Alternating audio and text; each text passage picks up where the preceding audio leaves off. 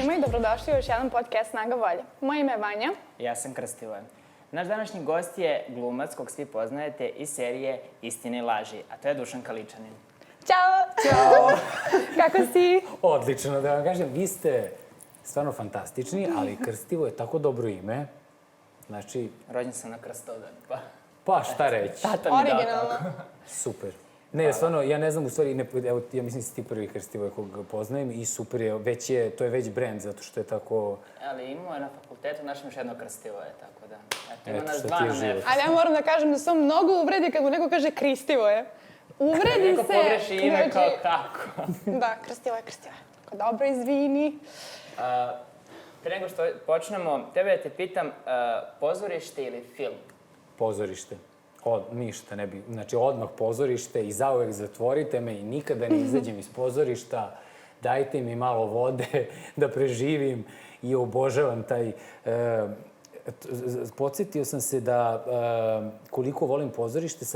Gledao sam premijeru baleta u Narodnom pozorištu Michelangelo i sedeo sam u prvom redu i osjetio sam opet taj miris scene. Zapravo to retko u kom pozorištu osetim, jer se pozorišta menjaju pa se renovira, ali Narodno pozorište ima taj miris zbog kojeg se ta magija ponovo probudi i za mene je gluma jednako pozorište.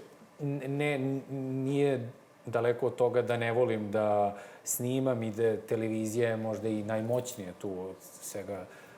Najmoćnije mislim u tome kako se danas ona vrednuje.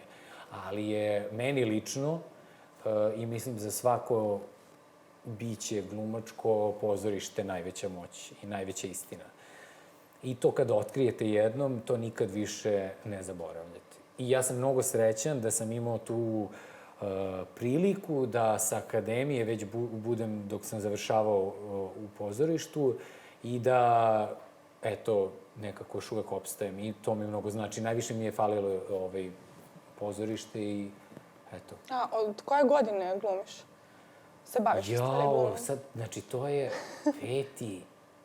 kao ono, priredbe, zvanično, znači, bile su, ja mislim, nekako da glumim od kad znam za sebe, kad vraćam sve te neke svoje ispade koji su me plašili još kod dete, kao šta mi je, zaključujem da je u meni postojala ta neka kreativnost, energija, mašta i potreba da razumem druge živote. Sad, ja ne znam, možda sad to deluje kao previše mudrovanja i to nisam shvatao kao dete, čak ni dobar deo studija, dok se to u meni nije nekako iznivelisalo, da je to kad prepoznate talenat, to je jedno i vi imate odgovornost da ga razvijate, ali pre svega imate odgovornost da tim svojim talentom pokrenete, inspirišete druge ljude, pričate neku priču, promenite svet i sve ostalo, a talenat kao talenat sam za sebe mislim, nije, kako kažem, to nije život. Da.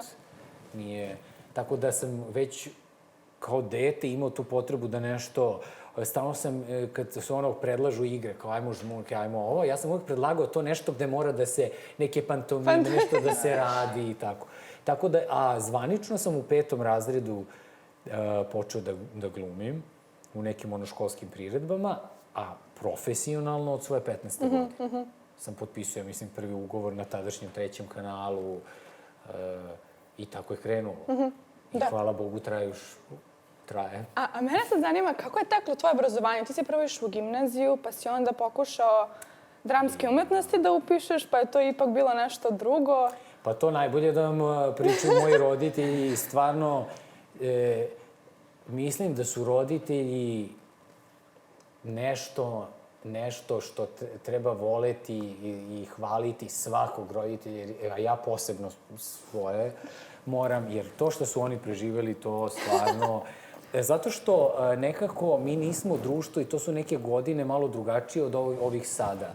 Mi nismo imali taj internet da se informišete, nismo imali ljude, posebno ne u sredini u kojoj sam ja odrastao. I onda ste bili prinuđeni da sledite sebe i da čekate da vam kosmos otvori neki put. I onda ako vi nađete fiksni telefon fakulteta da se raspitate uopšte kako se dolazi na prijemni ispit, vi ste već srećni. I onda je drugačije, informacija je veliko bogatstvo, a tada nije bila dostupna. Ja sam hteo da upišem umetničku školu, da crtam, jer je to bio meni nekako ventil da je tu svoju kreativnost nekako prenosim. Iako nisam baš sad neki Picasso, ali imao sam neki talent, imao sam dobru liniju i onda sam krenuo da crtam, da to izbacujem, ali mi to nije bilo dovoljno. I to je bila jedina umetnička škola meni dostupna u Nišu u tom momentu. Dostupna, nisam znao baš da pevam i sviram, pa kao ja ću da crtam. I onda sam shvatio da zapravo postoji gluma, ne u Nišu, ali da ja mogu da upišem fakultet. I ja sam krenuo da se borim jer sam shvatio pa nema, onda kako moraš. I onda sam shvatio da mi je mnogo bolji poligon ako završim opštu gimnaziju, da ću biti spremni. I ja sam polagao prijemni ispit, ja mislim, od svoje prve godine srednje škole. I polagao sam, tad su postojali, ne znam kako to sad funkcioniše, ti diferencijalni ispiti, određeni predmeti iz srednje škole se polažu napred, pa se polažete prijemni. Bi mi bilo neko ludilo, pa onda ja tako nisam spremao onaj redovan program za školu, nego sam čitao to što mi treba iz treće, iz četvrte godine, iz srpskog jezika, na primjer, ne znam, sam čitao i Hamleta i Anu Karadžić, čitam paralelno Čehova, da bih se spremio da ako me nešto pita. I onda, nakon tog ludila, sam tako, prolazile su godine, naravno niko me nije primio. I nakon četvrte godine srednje škole sam, pošto je prijemni ispit nekada za umetničke fakultete, to je za glumu konkretno, bio na kraju leta, da ukoliko se na drugim fakultetima vi ne uspije, kao tako nešto, ne znam da li to bio razlog, ja sam to tako shvatio. I ja sam upisao Višu pedagošku u Aleksincu, zato što me ta pedagogija, deca, to me inspirisalo da u tom momentu je to meni bila kreativnost. Sa decom, pa mi sad igramo. To mi je isto bilo neko pozorište. I onda sam polagao prijemni i bio primljen. Zapravo, ušao uži izbor, pa onda nisam primljen, pa sam onda upisao Fakultet umetnosti Priština, koji je tada bio isto u Beogradu, pa sam onda obnovio godinu, zato što sam imao mnogo izostanaka, jer ja sam mislio da je bitno da spremim ispite dobro, ali to se isto gleda. Tako da sam ja onda se vratio godinu dana kasnije, pa sam nakon glume upisao i master studije komunikologije i onda sam upisao doktorske studije i onda sam se zaustavio jer... Nema dalje. Nisam nikad završio doktorske studije, da se razumemo, ali nekako sam i osetio da trenutno ne vidim to u kom smeru bih je išao. Ja sam vrlo sad, kako da kažem, profesionalno određen. Imam profesiju i osjećam se udobno u njoj i zato ne bih dalje... Znači, kad si zaustavio studije, tačno si znao šta ćeš da radiš? Da, svesno sam zaustavio. Ja sam od uvek znao da će meni gluma biti osnovna profesija i da mi tu super ide i da ja ne bih išao dalje odatle, ali ja sam imao potrebu lično da nekako... To je kao kada, ne znam, odete, treba mi malo joga ili, ne znam, kurs dekupaža, da nešto promenim ili tako. Ja sam želeo da nešto još doradim jer mi je falilo da nešto istražujem. Nisam imao nikakvu ambiciju da gradim karijeru u drugoj oblasti, a mnogo mi je pomogla. Master studije komunikologije su mi mnogo pomogle na ličnom planu i ja sam to povezao i sa glumom i sa, inače, medijima koji su sastavni deo naše profesije, javnim nastupima i lakše doživljavam uopšte to pojavljivanje i to što sve mediji nosi i s kojom brzinom se to sve razvija i menja. Koje je prvo pozorište u kome si započeo karijeru? Prvo pozorište je studentsko pozorište u Nišu u Banovini. Tamo smo nešto... Dobro sam rekao. Dobro je rekao. Dobro sam rekao. Da, zato što je to bilo... To je divno, ja ne znam da li to još uvijek postoji, nadam se da da. To je kao pozorište koje je studentsko, mada su oni u tom momentu pravili kompromise za neke ljude koji su bili kreativni i želeli, koji su učenici srednjih škola i tu su se dešavale neke predstave i radionice i vodili su neki kreativni ljudi. Ja sam se tu stvarno, tu je već bio kraj ja sam se zaljubio tu potpuno u glumu. Mislim, zaljubio, zavolao, gotovo, to je bio brak na neviđeno. Nije bilo kraja.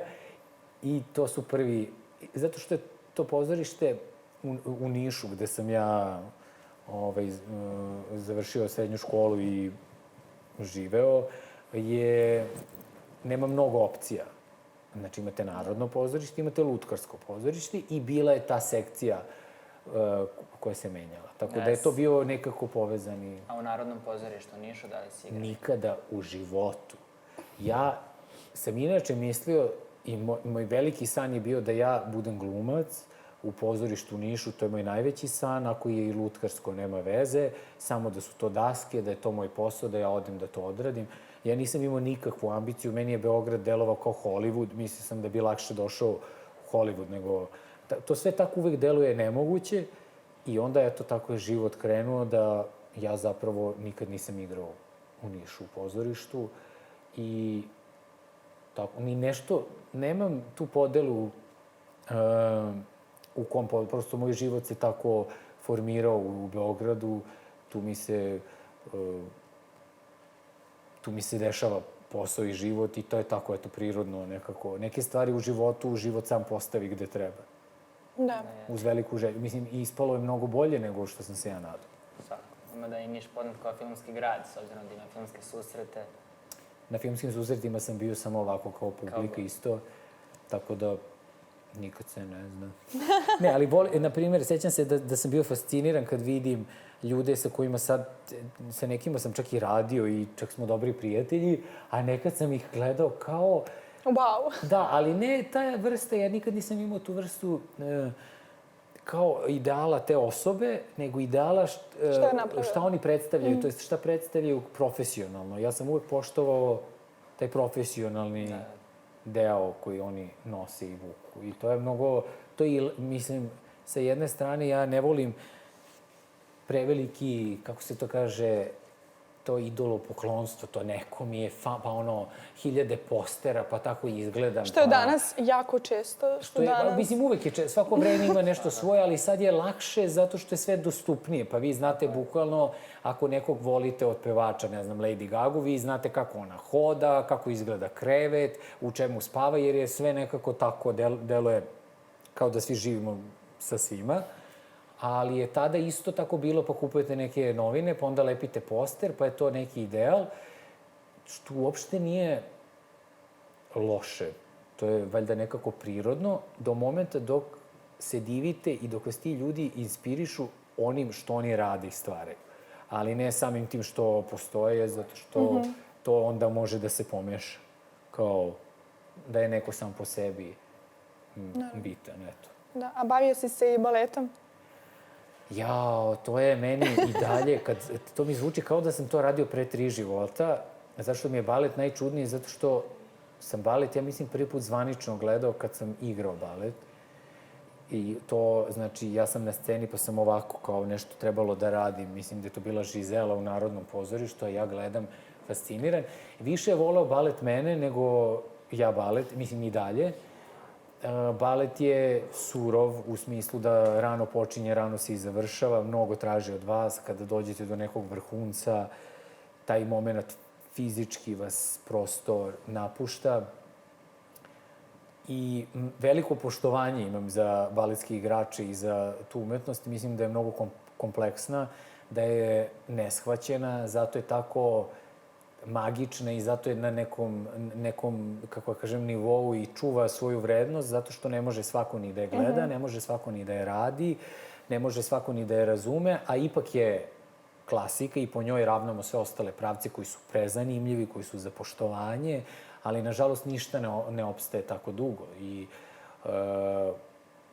o tome treba da govorimo i nikad ne treba da zaboravimo ono što je klasika, zato što je sve ovo ostalo još uvek neutemeljeno da možemo da ga približimo.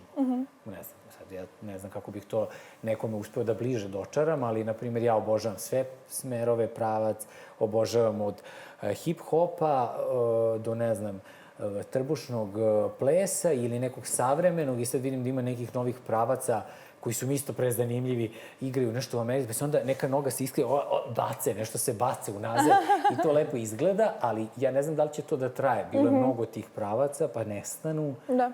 Pa u svakom vremenu se igra nešto drugačije, imamo razne stilove, ali nekako je balet isti. A reci mi, u periodu kada si se bavio baletom, si kombinovao možda balet i glumu? Mnogo sam kombinovao i nikad se nisam odrekao glume i balet mi je... Zapravo ja kažem da su balet i gluma kao brat i sestra. Nekako je u današnje vreme nemoguće bilo koju umetnost tako seckati i separatisati od bilo čega drugog. Jer vi morate da imate taj vizualni deo i sve više se koristi čak i u nekim stvarima koje zvanično nisu umetnost, ali su, na primjer, ne znam, modna revija, pa vi imate jedan nastup koji je jedno pozorište. Vi gledate neku predstavu. Sve više predstava koristi modern pokret. Kao što i u životu sve manje govorimo, a sve više pokazujemo. Ja sam to još na akademiji i kad sam studirao, a i pošto sam radio u Terazijama gde je musical bio i jeste primaran kao žanrovski, shvatio da je pokret sastavni deo i života, a i neminovno je u savremenom pozorištu se skloniti od pokreta i od igre uopšte. I sve više je taj savremeni pokret popularan i vidim da je svuda i mislim da će se on najviše se približava i klasici u baletu. I koristi se svuda i ja zato nikad nisam mislio da treba da se nešto tu opredelim, ali bilo je momenta kada sam morao da donosim odluku i tada sam uvek davao primat glumi. I ostao sam pri tome i mislim da se ne kajem jer bih sad već bio na kraju igračke karijere kao što i jesam. Hteli da priznamo ili ne, ja sam je imao, pa kakva god da je moja je, meni je najdraža. Da, a reci mi sad kad se vratiš nazad u ta vremena i glumačka, ili si imao tremu pred neke audicije, pred predstave i kako se smanjivalo to vremenom? I da li se smanjivalo? Imam sve više. Mislim da u početku imate taj strah od nepoznatog i to dosta govorim sa ljudima ili sa studentima da je trema nešto što je prirodna stvar. Mislim, svako je ima i ako je nema, tu onda nešto nije u redu. Jer trema dolazi od neke strasti ili uzbuđenja kada vam je stalo do nečega. I ona je problem samo onda ako vas blokira. Ona treba zapravo da vas inspiriše i da vi shvatite da nijedna od tih situacija u kojima imate tremu nije pitanje života i smrti. Nijedan nastup, ni ovaj naš razgovor nije pitanje života i smrti. Mi ćemo živeti i posle njega, živimo i pre njega. Mi u njemu možemo da uživamo i da damo neki naš deo koji mislimo da može da nešto pokrene ili ne. I ja sam tako razmišljao i trema se sa godinama, ja sam mislio da će se smanjivati, ona, ne mogu da kažem da se povećava, ali je menjala oblik zato što je zapravo pitanje odgovornosti, da se odgovornost u velikom smislu pojavljuje što više radite, vi imate veću odgovornost prema onome što je urađeno. Da imate veliku odgovornost prema projektima, prema ulozi, prema ulogama koje ste ostvarili, prema publici koja je to primetila. I gluma ima najdivniju i najlošiju stvar da je sve uvek iz početka. Svaka vaša nova uloga je iz početka i po njoj će vas većinom ravnati. I reći će, pa ipak nije tako dobar. Da. I to je taj glumački proces koji takođe ja definišem u glumi. Kažu, uloga je proces. Ja mislim da je glumački proces konstantan, a da su uloge određeni presek i vi vidite u kom ste stanju. I taj proces kod glumca traje konstantno i taj osjećaj se smenjuje i ja još uvek imam ne tu vrstu treme kao strah, nego više odgovornost i drago mi je da je tako jer mislim da to čuva magiju u bilo kom poslu. Reci mi, kako se nosiš sa tom tremom? Ali ti se desilo nekad možda da si u sred predstave i da zabaguješ skroz, da ne znaš šta treba da kažeš, da... I šta radiš u tom momentu? Pa, šta radim? Ja sam odlučio da ne radim ništa, baš zato što je bag, jer je sve drugo suludo i uvek ode u neku I još gore u stvari. Evo sad mi se desilo, ja igram predstavu Strah od leptira sa Zoranom Pajićem i to je mnogo, mi smo sve vreme na sceni i komplikovano i stalno ima neke oscilacije, vrlo je nekako, da kažem, infantilna i zato i tako dobra i moćna i iskrena. I postoji jedan moment koji mi stalno probamo. Ali to je ono kao kad nekom kaže, nemoj, samo nemoj to da kažeš. I ti baš to I vi moraš. uđete i prvo to kažete, kao, znam da... I onda u jednom momentu ja njega nešto treba da pitam i da on odgovori i to pokrene celu priču. I ja mislim da smo mi bili u Kruševcu. I mi smo na sceni, publika predstave ide divno i došli smo do tog momenta, mi treba da stojimo ovako, tu su kreveti. I ja njega gledam i ja mu kažem, ja ne znam što treba da kažem. Ali najprivatnije, jer ja u tom momentu ne znam kako se zovem, ne znam. Ja sam mislio da su to uvek priče. Ne znam gde se nalazi. Ma ništa, ja sam samo seo, on je imao malo tako taj kung fu sa sobom, da li da nastavi, šta će da kaže, i sve je nastavio, on je pitao sam, ja sam ga gledao kao da ja gram predstavu i 3 minuta kasnije sam se vratio, onda je mogao, on bi me, mislim, ubio, ali sa druge strane bi umro od smeha. Da. Tako da ima tih momenata i ima tih momenata kad zabagujem, kao što sam igrali smo tu predstavu u Kotoru i u Tivtu, znači prvo smo igrali Kotor, bilo je odlično, i u Tivtu. Ja treba da sednem na krevet, ja sam nekako čudno propao, ali sam se na ivici, pošto su to zatvorski kreveti metarni, ja sam se nekako zaglavio na pola i ja ne mogu da ustanem odatle. I ja nešto pričam, ali ja pola sata, to je okolnost iz koje ja moram da izađem. Ne mogu da sedim zaglavljen tako. Sad je moment, ja ne mogu da se izglavim iz te... I tako je trajalo to odgledanje. I tako ima moment. A molim te, reci mi, sad me jako zanima kad si već rekao, ti se desilo da padneš na sceni Sabine. Padao sam kad smo snimali seriju Greh njene majke, na primjer, znamo da nisam ispao iz kočije. Kad smo nešto snimali neki kraj, malo je falilo, to tako bilo je situacija gde sam još padao? Padao sam, na primjer, na pilot epizodi Kviza Štoperica, usred Knez Mihajlove sam pao kao sličica. I nisam znao gde sam i to je kao bilo super. Gde sam još, pa padao sam stalno. Sad ću se setiti. Padao sam na sceni, tako slučajno nešto. Jednom se desilo u predstavi Maratonci trče počasni krug, ima jedan deo u kojem mi u pozorišnim terazijama smo tako sedeli u nekim kao dijagonalama na stolicama i tu je kretala neka koreografija, nešto na stolicama. I sećam se da u jednom momentu ja kažem, Bože, koliko mi se vrti u glavi, da mi se cela scena iskrivila, a u stvari su krenule te delovi na sceni koji se inače podižu, taj sistem se nešto poremetio i krenuo je da se podiže drugi taj deo, a moja stolica je bila na sredini. Ja sam u jednom momentu bio dijagonalno i shvatio sam da Kalina Kovačević i Ivan Bosičić su tu i ja shvatam u jednom momentu da sa stolicom sam kao beba kod njih u krilu i da ne znamo šta se deša. I onda su me vratili i tako, bilo je tih padova i to je mnogo smešno. Fenomenalno, dobro je što u glumi ti uvek možeš to kao da bude da je namerno bilo.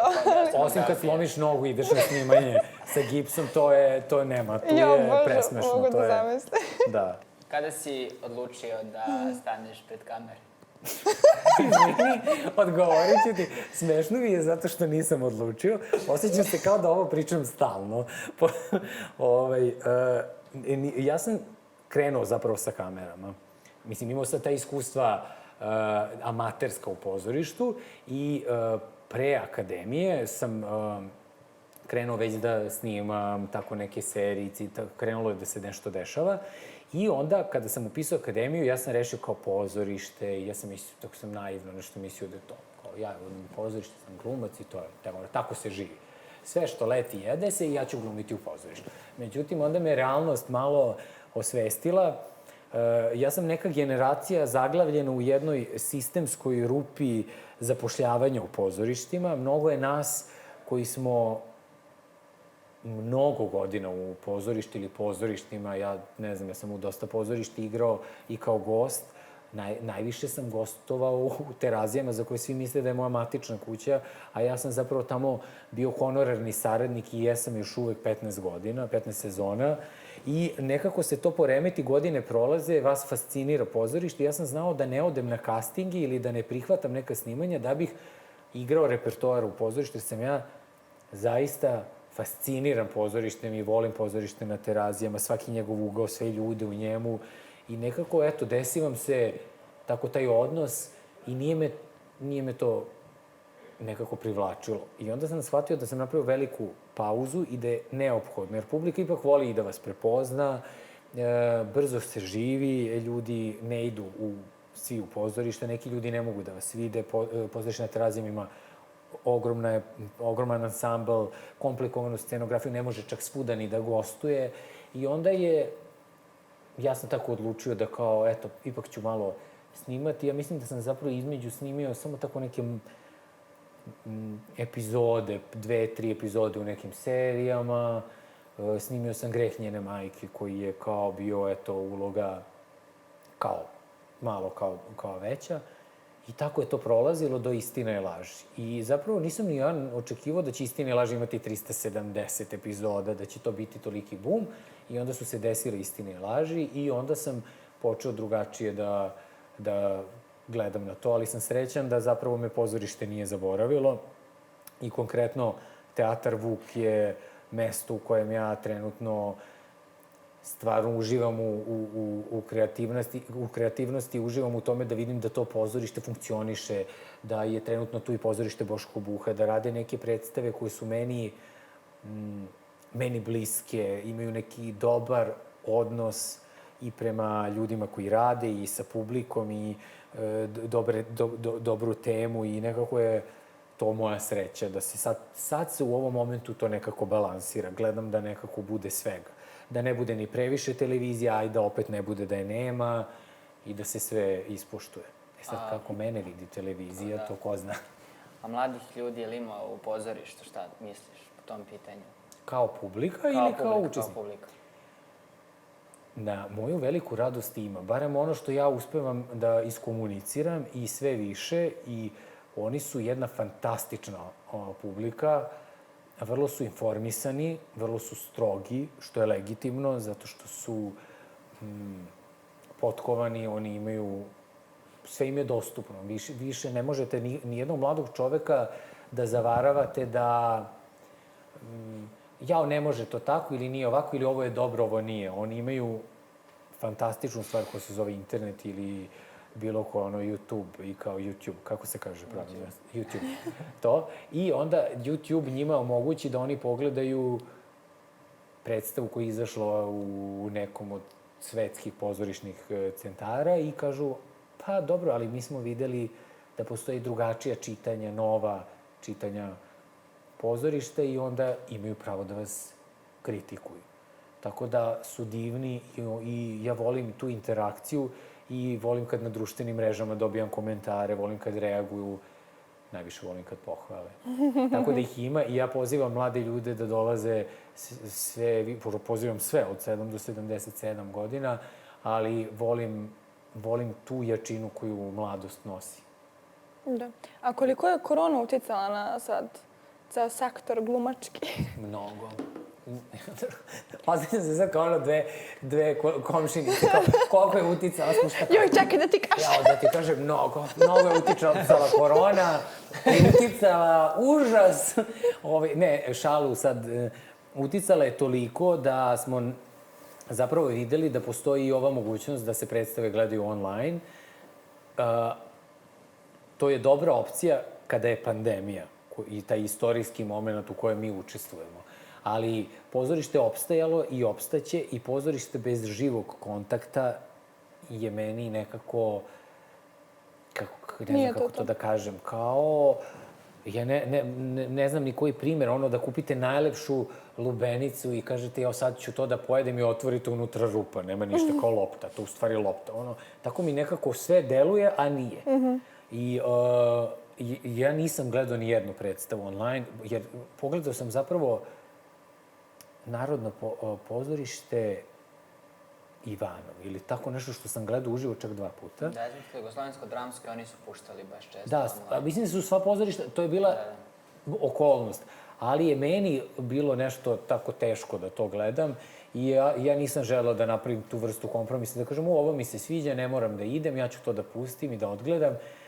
nekako nisam pristalica i na taj način je uticalo i uticalo je toliko da je zaustavilo proces rada na predstavama. Mnogi projekti su pomereni, mnogi su preskočeni, mnogi su ubrzani, mnogi su odloženi.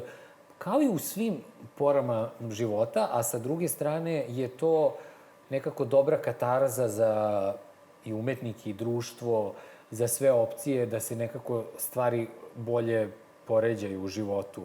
I nekako ti nivoji gde šta, koliko, kako, šta su nam prioriteti. Jer ja mnogo volim svoju profesiju, ona mene obeležava, ona mene čini onim što jesam, ali ja uvek govorim da ta ljubav ne treba nikada da bude prvo mesto.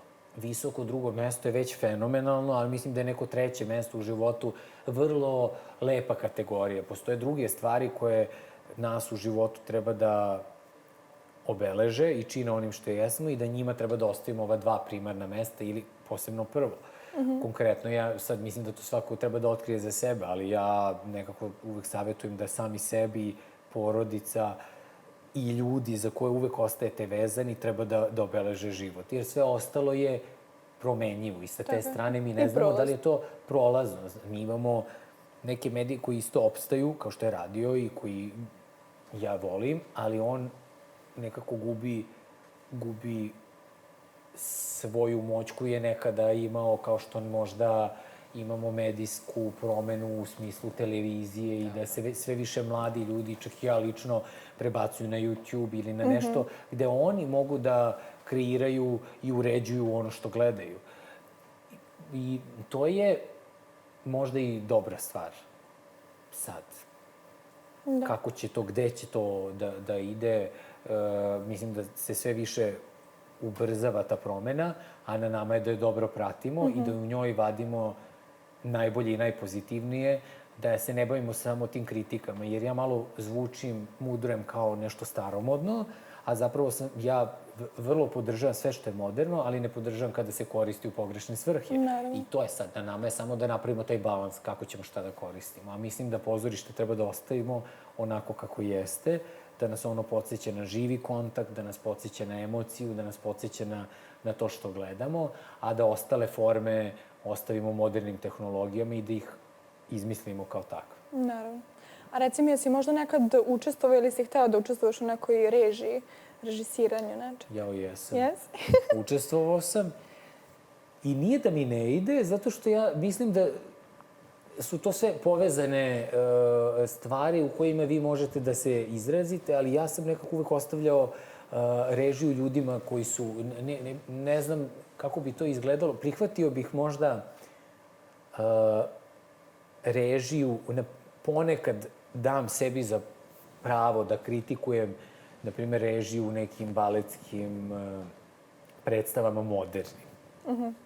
Možda bih tu malo više režija uneo. Mislim, tu nekad osetim neke rupe koje možda reditelji vide još više. Ali to je nekako, ne usuđujem se da sebi to dozvolim. Mogao bih da neke određene, kako da kažem, događaje, nastupe, režiram. Ali ne bih nikad režirao konkretno klasičan komad.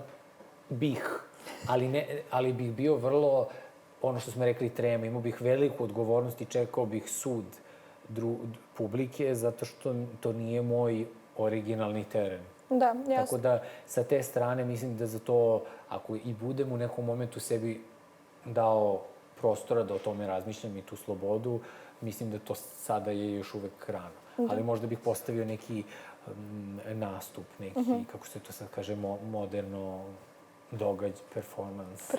Nešto moderno, tako da bih osmislio i nešto što je miks svega to i to me inspiriše. I imao sam jednu izložbu koja se bavila, zapravo je to bio projekat, to hoću da kažem, te projekte koji pokreću određena pitanja i to je meni možda jedan od najdražih projekata i stvari koje sam u životu radio, jer je bio lični projekat, bavio se identitetom i onim koliko nas identitet obeležava prirodno, normalno, ali koliko smo nekada pritisnuti da se izjašnjavamo, iako je identitet promenjiva kategorija, iako je on značajan pre svega nama lično, a često ljudi, društvo ili neko drugi koristi to da nas lakše koordiniše ili definiše. To su dve kategorije koje su problematične i onda se nastaje pritisak koji stalno konzumiramo kroz medije, kroz dnevne rutine i kontakte sa svih strana i pritiskamo sebe da identitet isprofilišemo često i kad smo nesigurni. A cilj tog projekta je bio da se zapravo prikaže da čak i klasičnim primerima koje sam ja doživljavao da to kao da li si ti glumac ili si igrač. Prosto može da se kaže umetnik. Stalno moramo da se profilišemo i ja verujem da u jednom momentu nas nešto više privlači, ali ne moramo da takvu stvar pitamo. Mislim da moderno, nije moderno, nego to slobodno, ta slobodna komunikacija i slobodan život koje ti mladi ljudi koji su fantastični teže jeste da ih niko ne pritiska. Da mi treba da donosimo odluku o svom identitetu. Jer nekad nam se identitet menjao bez da nas je neko pitao. Naprimer, da li ste vi Jugosloven ili Srbin? Pa sad smo iz Srbije, bili smo iz Jugoslavije, niko nas nije pitao da li ćemo menjati naš nacionalni identitet ili koju muziku slušaš. To je legitimno za tinejdžersko doba, ali mislim da kasnije ta vrsta profilisanja postaje pritisak. U tom smislu mislim da je identitet, ja sam na svojoj koži često bio nešto prozivan, definisan, tako. To sam baš htela da ti pitam, malo pre smo spomenuli isto negativne komentare, sad s obzirom da si ti u javnom svetu dosta, kako na tebe su uticali ti negativni komentari, ali ih ima i dalje, kako si se nosio s time? Ima ih, evo i danas sam imao. Mislim, to je normalno, ali kako se ti nosiš sa tim? Pa ja izbegavam da kažem da je normalno, zato što je... Nažalost. Da, mislim, normalno je u smislu da ide kao paket, to je kao kad uzmete neki paket televizija i internet pa dobijete telefon. To je tako, to ide kao gratis telefon za dinar. Pa ti ovde i bez dinar besplatno dobiješ nekoliko negativnih komentara od kojih zapravo ne možeš da se zaštitiš nikako i to je grozno do momenta kada postaje još groznije kada uključuje druge ljude na koje vi ne možete da utičete. U smislu da neko dira ljude koji su vama bliski ili ih poznajete profesionalno ili je to porodica ili su to ljudi koje susrećete ili neke institucije koje ljudi upliću. A zapravo istina je negde potpuno nešto deseto. I ja sam samo u jednom momentu zaključio da ja volim što ljudi mene ne poznaju i da mislim da zapravo zašto bi mene morao da poznaje neko ko treba da poznaje moj rad. Znači, da kaže, ok, on mene privatno nervira, ja mislim da je to legitimno da se komentariše i onda da da 3 argumenta. Jer to je onda dobro vežbanje publike, to jest ljudi koji gledaju. Ja se trudim kada nekog kritikujem, takođe kritikujem, da dam određene argumente i kažem sad, ovaj dečko mi se ne sviđa zato što kada govori prekrsti noge, mislim da to nije kulturno, zato što je došao u crnoj majici, a ja volim belu majicu za televiziju i to ne mislim da je dobro zbog toga i toga. I kad postoje argumenti za bilo šta, posebno to treba vežbati kod mladih ljudi koji to usvoje, je bitno da se isključi pa meni se ne sviđa. To je okej. Vi onda to ne konzumirate, prebacite kanal, ne morate da gledate. Ali kad krenete da na nivou komentarišete nekog, on je bez veze, morate da kažete zašto. On je bez veze, meni se ne sviđa, ja ne moram da ga slušam, ali realno on je svoj posao uradio okej. Ta uloga je okej, meni to nije moj, kao što neko više voli žutu boju, neko crnu. I sad ne može, to je ta normalnost u kojoj ja stalno pokušavam da govorim sa ljudima različitih generacija. Da je, posebno sad kad se čuje ovo new normal, kao nova normalnost, mi do kraja ne možemo da ustanovimo da li je normalno jesti pse ili jesti svinje. I da li je uopšte normalno jesti meso. I kad bi na taj način počeli da komentarišemo, mi bi zapravo došli do toga da je cela sloboda i ceo svet u nama. Sve ovo okolo nas inspiriše da mi izrazimo ono što je u nama. I tako ljudi nekad izraze, on je odvratan. Zašto? Pa meni se ne sviđa. to je okej, ali ne sme baš mnogo da se čuje, jer nema težinu. I kad sam to shvatio, prestalo je da me dotiče da to neko kaže, ma meni je on bez veze. Ono što osuđujem, a što susrećem, jesu i mlađi, ali i stariji ljudi, jer je jezik kojim se govori, komunikacija koja se koristi u javnom prostoru, na internetu, na društvenim mrežama, jeziva. To je jeza.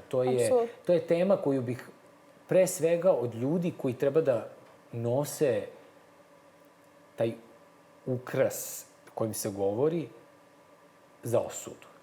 Znači, pre svih ostalih loših stvari koje takođe imamo, ja bih se bavio ovim da ljudi koji su na pozicijama, da nije dozvoljeno. Ja se ježim poslednjih godinu dana na tu komparaciju strožiji i mislim, uvek neko pogreši. Pogrešim i ja i svako pogreši. To nije ništa, kako da kažem, neće se svet srušiti. Mnogo je bitnije šta neko kaže nego kako kaže. Ali je bitno i kako kaže. I bitno je da naš jezik ne treba da se svodi na te neke mislim, sad ja zvučim kao ono zastarela profesorska iz srednje škole, ali to jeste taj jezik. Neki, mislim, to kad neko ne persira, ja često ni ne mora neko da mi persira, ali ja persiram ljudima, posebno koje ne poznajem. I ja sam tako vaspitan i naučen i meni je to suludo da ljudi imaju tu vrstu slobode i suludo mi je da se to dešava u marketu, u taksiju.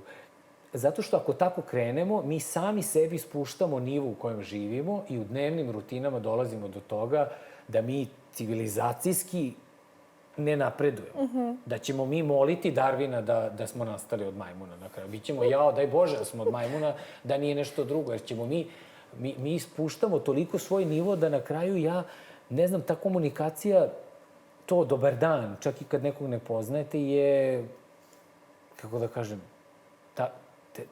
to svakako mi ne mislimo i nismo raspoloženi svakog dana, ali to su naše okolnosti. Mislim, ipak nismo u nekim šumama tamo sa parčetom kože ili lišća oko struka, pa kao za koju lijander da se uhvatim i da mučem, jer kao može. Mislim, ne čekajte, pa neki tramvaji, trolejbusi, lete ljudi, neki avioni, kamioni, internet, ulazimo svi svuda, svi sve vidimo šta je na Marsu, šta je ispod Marsa, ko je gde, ko je sletao, gde se mesec okrenuo i mi kao, ma šta sad kao?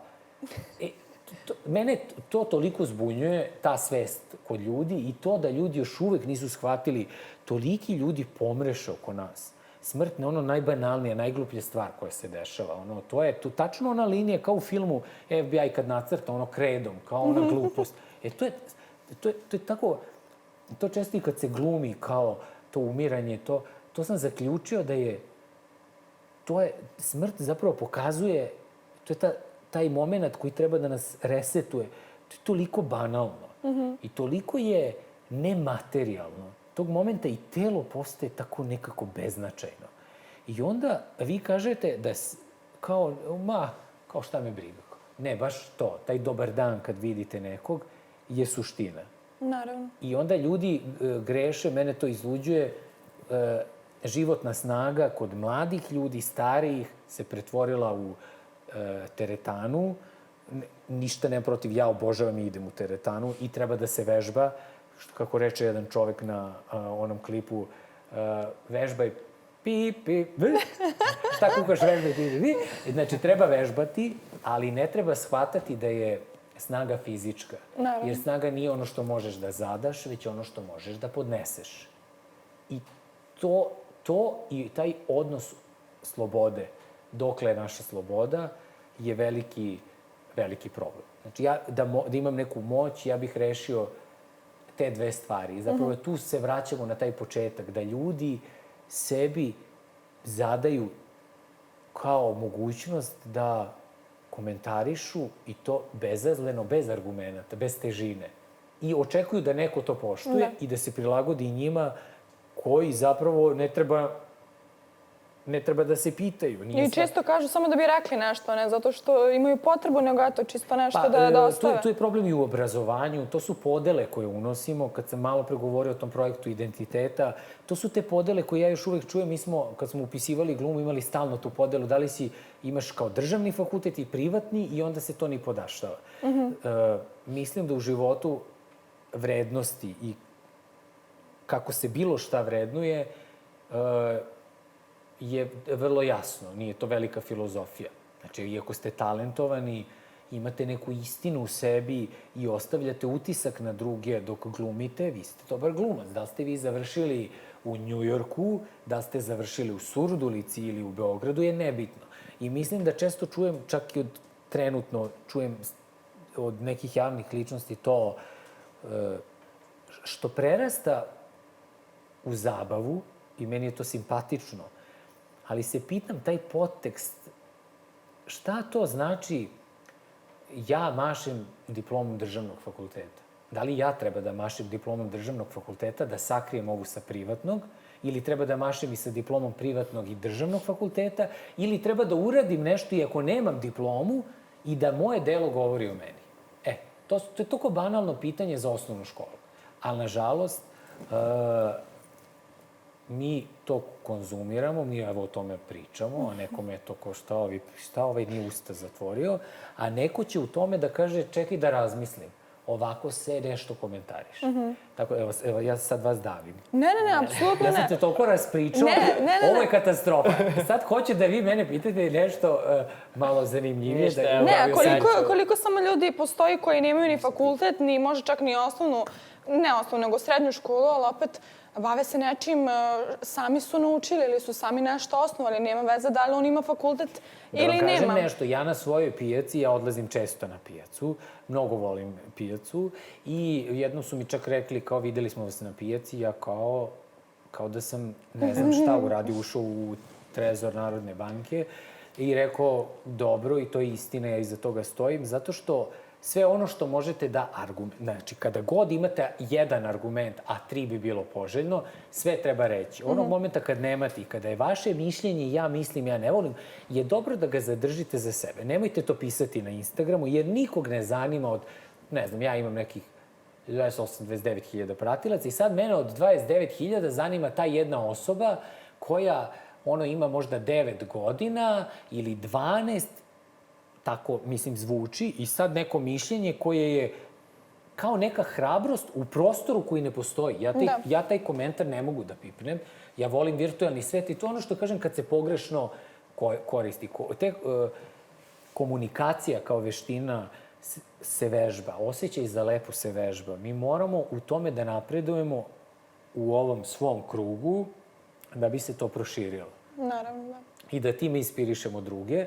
Jer kad ste mladi i kad vam se sedi na betonu i kad ste buntovni, to je okej, ja sam imao tu fazu, nemojte da zaboravite da ne možete da ugrožavate tuđu slobodu. To je meni omiljena definicija, zauvek ostala 20 godina, da je naša sloboda ograničena slobodom drugih i da nema apsolutne slobode. I to je moment koji mladi ljudi koji se bore za neku slobodu krenu da ugroze tuđu slobodu. Znate, to je kad ste vi slobodni da pevate na ulici i hoćemo da budemo slobodni da pevamo i ugrozite moju slobodu da spava. Da. Čekajte, ko je sad tu, kako da to rešimo? Znači, vi pevajte do momenta dok ne ugrožavate drugog. Jer to je isto da ovaj drugi kaže nemojte da pevate jer se meni spava. Te granice su tako nekako mrdnute, poremećene, ne zna se šta je dozvoljeno. A ono što treba da je dozvoljeno je kod nas i dalje tabu, a to je da se kaže šta se misli, da se bude svoj. Mi imamo sve neka pravila kako se izgleda, kako se češlja, kako se priča. Mislim, to je jedan Luna Park. Ali najveći je problem reći. Nije problem da se napiše ni lep komentar, ni loš komentar, negativan, ali da neko treba to da kaže uživo, to je najveći problem. Ali pitanje samo odakle to dolazi. Ja bih volio da ako neka ta osoba to gleda, može to da uradi. Mogu i ja to da uradim, da napišem, vidi, vrediš 0, ne postojiš. Ali ne znam gde mi tu idemo. Šta je tu uživo? Mislim, prvo, zato kažem, ja sam rano prestao da me to dotiče, jer sam ja shvatio, zašto bi mene doticao komentar osobe za koju ne znam kako živi? Koju muziku sluša u smislu šta ga loži, šta ga baca, kako se to kaže moderno. Ne znam da li je to neko kome je vrhunac... Da, što je komentarisao, što je ostavio komentar, pa nikad se ne znam, baš ima... Kako da kažem, samo to mi je suludo zato što neko misli... Zašto to kažem? Zato što ljudi često imaju potrebu da ih neko čuje, a nemaju poligon za to, zato što rade takve stvari. Ako hoćete nekome da kažete mišljenje, vi onda morate mnogo da se vozite do te stanice. Znači, to imam... Ne može to tek tako, jer ja isto tako mogu da kažem tebi odvratno ti što imaš, ili lupam, evo njemu, da kažem, odvratno što si, to je kratka kosa, puštaj kosu. I on meni kaže, odvratno što ti je duga kosa, ošišaj kosu. I mi izgledamo kao neka dva, sad ne znam koju životinju da uzmem, ajde, nebitno, kao neke dve životinje, to, i tako to, i kao sad to je ludilo, i onda se o tome priča, onda neko napiše kao, ne znam, ja odigram neku ulogu, jesam igrao žena onoliko, ja, ne znam, to me užasno nerviralo. Ja znam jedno kao, još jedan bez zanimanja, ja u tom momentu kao nešto 2 fakulteta. I sad ja treba da izađem kao mašem diplom. 2 fakulteta jer nisam bez zanimanja. Ja samo ostavim. Zato što shvatim da to nema težinu. Ne treba da ima težinu u mom životu. Ne kažem da me ne dotiče, nervira me na ovom nivou, zato što tako te gluposti se ispaljuju kao tako nešto. I to kao da smo u srednjoj školi, kao, moja kosa je lepša od tvoje, i moja kosa je lepša od tvoje. I sad čija kosa lepša? Koga briga? Kupiš kosu. Sve se kupuje. Da, sad sve ima. A reci mi, da li misliš da, to jest koliko mediji mogu da manipulišu ljudima danas? Najviše. Mnogo zauvek. Znači, mislim da i tekako manipulišu, jer ljudi misle da to što vide da je to, oni misle da sad svi poznaju mene, znaju kako pričam. Oni mi često govore na ulici, Bože, kako si visoko, pa ti nisi, jer ja umem isto i da se iznerviram i sve. Tako da je, mnogo manipulišu i nisu toliko krivi mediji, rekao bih. Nisu. Zato što mi moramo da odlučimo šta konzumiramo. To je kao kad jedemo. Ko, ja ne znam, meni nije dobro, ja ne mogu da smršam, pa onda idemo da mi neko napiše da jedem 3 kuvana jaja, ovsene i da pojedem pileće belo. Ja kad čujem pileće belo danas, da neko jede da ne živo, ja bih zabranio to pileće belo meso, jer ćemo svi početi da letimo kao pilići, jer smo svi na tim fitnessima, sve nešto treba neko da nam odredi. Ne, brate, ja znam. Ja pojedem Milku, popijem Coca-Colu, sednem, naručim 3 puta cheesecake, ne mora niko mi priča. Da. Znam, znači, tako isto se dešava i sa tim šta konzumiramo i na koji način. Da. Jer ako pojedeš cheesecake, to nije toliko strašno ako si pojeo jedan u, ne znam, 3-4 dana. Ja sam sad i nutricionista. Ali isto tako, ako pogledate neku modernu muziku i gledate na taj način da to postoji kao zabavno je, to je neko odlučio da radi. Ali ako to izdižete kao vrhunac i kažete ovo je ludilo, a zapravo ne shvatate da često mediji iskoriste zdravstvene probleme nekih ljudi ili psihološke probleme zarad pravljenja ludila, da i manipulacije i to oni vam to ponude, a vaše je da kažete pa ja ću danas, kao što je rekao Ronaldo, umesto ovog soka uzeti vodu.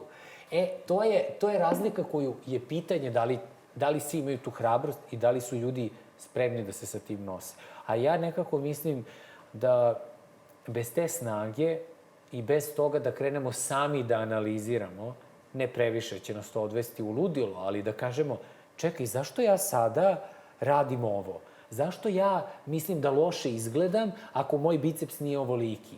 I onda nešto krenem da ne znam šta radim, jer to kao predstavlja snagu i onda dobijem temperaturu 37 sa 1 i ništa od moje snage.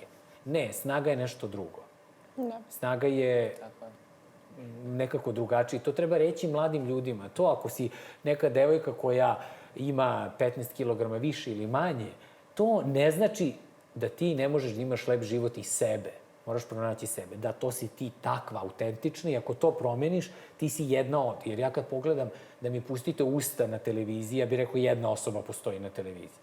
To su sve neke, bez da kritikujem, ako neko u tome uživa da bude jedan od, ja to podržavam. Ali, mislim... To su sad neki stereotipi koji se stvaraju. Kako dolazi, kako se menja vreme, tako se i deca ugledaju. A sve dolazi iz nedostatka ljubavi. Izvini, ja sam ti sad se raspričao. Mislim da je ljubav ključ svega, da svako ko kaže ja nisam za ozbiljno ovo, ja nisam za ovo, to kaže zato što je biologija takva, ja tvrdim, volio bi mi neko da argumente drugačije, da onog momenta kad se zaljubite, kad volite, kad shvatite koliko su vam značajni ljudi oko vas koje vam je život doneo i za koje ćete vi ostati vezani, šta god se oko vas dešavalo, profesionalni uspesi ili bilo šta, tog momenta shvatite da vi često promašite život i propuštate život. Čak i kad je teško i na fakultetu, i u školi, i u porodici, jer je život takav. I da nema toga, to ne bi bio život. Bez to crno-belo.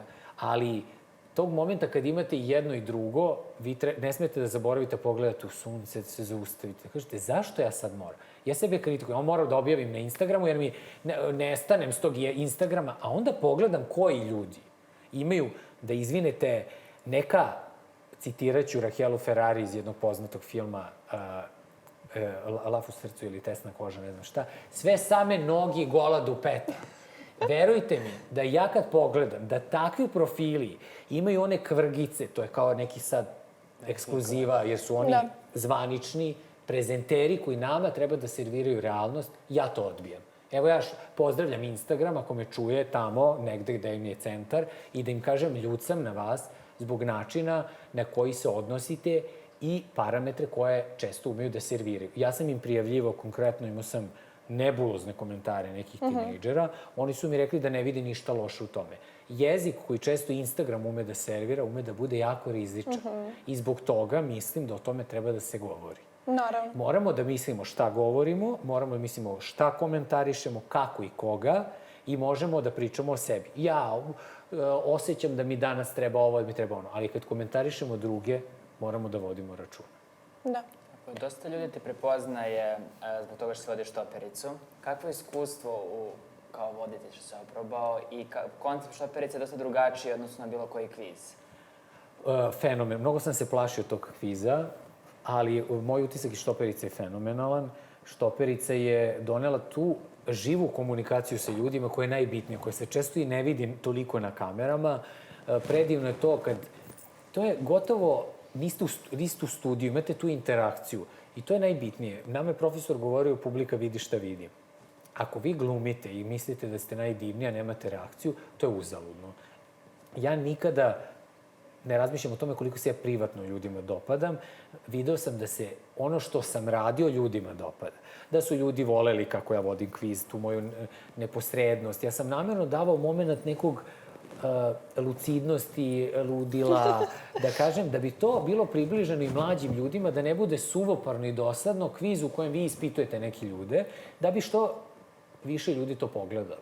I na taj način možda njima ostala neka informacija koju čuju u tim pitanjima. To je bila nekako ideja sa produkcijom i mislim da je to dobro išlo. I nosim najdivnija iskustva sa tim putovanjima, sa tim što ljudi izgovore svoje mišljenje, što smo imali divan odnos. I to je jedna lep deo koji sam doživeo. A je bilo nekih anegdota sa snimanjem?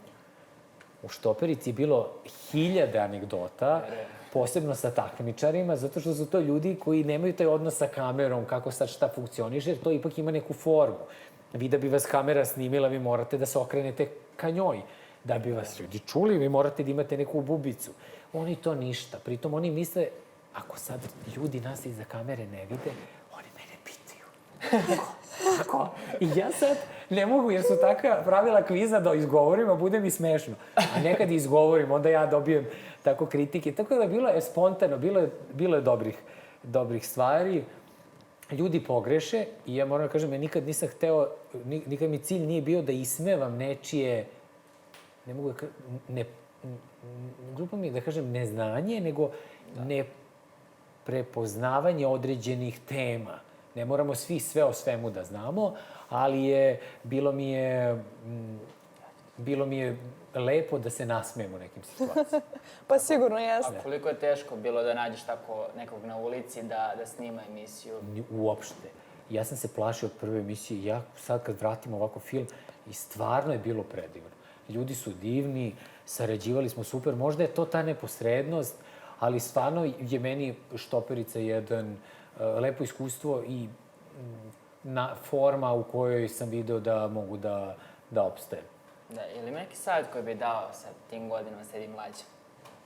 Ja mlađim ljudima. Ne, ti sebi mlađim. Sad. Ja sebi mlađim? Tako je. Jao. S tim iskustvom i sa svim željama koje si imao. Dao bih savet mlađim Dušanu, kako zvuči, to zvuči kao potpuno ludo, od Dušane. Dao bih savet da, ja stalno to govorim prijateljima, oni se smeju, da treba živeti i da vreme ne poznaje pauzu kao virtualni svet, da će u životu doći momenti koji će svakako da vas osveste i da treba živeti, da ne treba ništa toliko preozbiljno doživeti u smislu ovo ću da odložim pa ću kasnije kad ovo uradim. Ne, uvek je to što vam treba tu oko vas. Samo treba dobro da zagledate. Ako nije tu, ako zaronite u sebe, tu je čitav svet. To je takvo prostranstvo koje kosmos ne može da izmeri. I da ne treba slobodu i snagu tražiti van sebe, nego u sebi. I da tu treba nalaziti sreću i zadovoljstvo. I ako tu pogledate, vidjet ćete da je sve savršeno. Da imate sve što vam treba i da sve, dokle god dišete na ovoj planeti, to je mogućnost da svakog momenta promenite sve.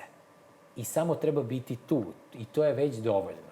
Dovoljno za radost. I ta čuvena rečenica da je život lep. Eto, to bih sebi stalno, ja sam to kao imao negde pa sam zaboravljao, možda i sada, ali evo, ako me ne čuje taj Dušan otpred, da me čuje ovaj, pa da primeni. To je jako lepo, zato što 20% ljudi danas razmišlja tako, svi bismo bili mnogo srećniji i pozitivniji i više nasmejani. Ali ja radujem se kada mi ljudi kažu, jao, ti nama prenosiš neku energiju pozitivnu, umem da budem jako težak i negativan i da se borim sa tim i u tome meni pomažu ljudi koji me vole, pa onda ja gledam da pomažem njima i to je ta interakcija i to je najlepše u životu, taj proces, ta borba, jer mi treba da idemo kroz vreme i da gledamo kako se vreme odmiče, a stići ćemo gde idemo, a ako i ne stignemo, dobro je da smo negde. Negde smo. Tako da je previše smo sami sebi zadali možda, ne moramo da budemo najviše obučeni, ne moramo da imamo na glavi ne znam šta, ne moramo, ja sam sebi to skinuo, taj teret i rekao sam, ne, stvarno ne moram da budem najlepši, ne moram da imam najveći biceps i ne moram da predstavim kosu. Svakako, baš me briga. Ko hoće. Da li te čekaju novi filmovi, to je serije, da te gledamo u nekoj novoj seriji? Za sada, bili su neki pregovori, sve je to nešto odloženo. Ne bih da pričam o tome šta se dešava do kraja i možda sledeće godine. Očekuje me jedan novi pozorišni projekat kojem se radujem, ali isto ne bih da previše o tome otkrivam, jer je sad kraj pozorišne sezone. Pa biće nešto, krenućemo, pa se vidimo opet u septembru, ali ja ostavljam da o projektima govore ljudi kad ih pogledaju i da onda o njima pričam, zato što je taj sud publike najbitniji. Tako da čekam da publika kaže šta misli. Koji ti je omiljeni film i serija koji se uvek rado vraćaš? Koje gledam ili koje sam ja radio? Pa koje si ti gledao? Koje sam gledao? Gledao sam seriju, kad je u pandemiji, sam pokušao da učim malo ruski, pa sam gledao serije, gledao sam Crvena kraljica. Volim te istinite priče koje su ekranizovane. Koliko god verujem u tu umetnost i može da me ponese, volim kada iza svega stoji zaista istinita priča i volim kada su tako snimljeni i opisani i ispričani ti emotivni, fantastični životi. Fantastično mi je prosto i to vreme i politički. To mi je bilo, na primjer, evo sad sam se setio i volim uvijek da kažem ono prvo, da ne premišljam previše. To mi je serija koja je dobra i volim način na koji oni rade. A film? A film... Pokušam da se sjetim šta sam gledao, jer ja nisam baš neki gledam sve, pratim. Filmova... sramota. Šta sam gledao? Toliko je filmova, ja razumem, nije ne bih mogla da se setim. Ali sam gledao, znam koji je moj omiljeni film. Može. Volim sad mi pada taj film, nije mi inače, nego imam ih više, ali evo sad taj film mogu da izdvojim. Volim taj film, način na koji je urađen mi se tad svideo nešto, taj Konjenik, tako se hrvatski film koji je bio nominovan za Oscara, po istoj istinitoj priči. Tako sa tim istorijskim, pošto je taj splet, cela ta priča mi je i taj način na koji glume i ta glum, tako mi je to tad bilo, eto, sad mi je on pa bih da ga, eto, imenujem, jer je, dobar je pristup. Životno je, nebitno koje vreme, život se nekako, isto se susrećemo i kad je ljubav i patnja, čovek jednako reaguje u bilo kom vremenu, u bilo koji kaput ili brend da nosi. S obzirom da smo već pred kraj došli. Da sam vas udavio. Nikako, bilo nam je zadovoljstvo da pričamo. Koji bi savjet dao nekim našim Sad studentima, ostalima, ovako, mladim ljudima? Studentima da prate sebe i da idu ka najboljoj verziji sebe. Jer ako sada krenu da prave kompromise, pravit će ih celog života, jer to je onda već... Nemojte da skrećete, idite, ako ste malo prešli, malo se vratite i skrenite na pravom mestu. To je kao kad idete autoputem, pa pređete, pa kao, aj, nema veze, negde ću. Ne, vratite se vi i skrenite gde treba. Sada. A kasnije možete sebi to da dozvolite, zato što ja uvek govorim i sebi i mladim ljudima. Kad nešto ne ide, pustite, jer mali pad ili ako se malo vratite u rikverc, će vam dati zalet da onda ne samo pređete tu prepreku, nego odete još dalje. I nemojte da pravite kompromise, nemojte da budete vulgarni, jer će vam jednog dana to smetati. Nemojte da pravite tu vrstu kompromisa, budite svoji, samo slušajte savjet, ali osluškujte kako to kroz vas prolazi i gde vas to vodi i inspiriše i tako ćete doći do najbolje verzije sebe. Hvala ti puno i drago nam što si bio naš gost. Hvala vama i moram da kažem da ste fantastični. Hvala. Pa ništa, mi se vidimo u sledećoj emisiji i pozdravljamo vas. Pozdrav. Ćao!